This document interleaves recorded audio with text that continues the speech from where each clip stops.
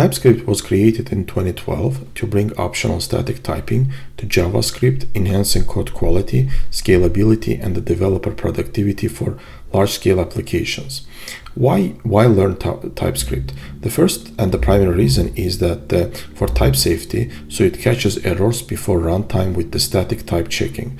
The next one is that the full JS compatibility, so basically we can use that the JavaScript features plus types.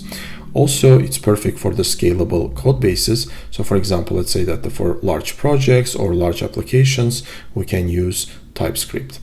And what are the use cases of the TypeScript? The first use case is for the front end. So for example, for the front end, we can use React for frameworks such as React, Angular, and the Vue.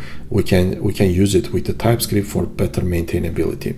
And the force also, for example, for the backend, for the backend, we can use it to build type-safe APIs with the Node.js plus Express. Also, we can use it for the mobile applications.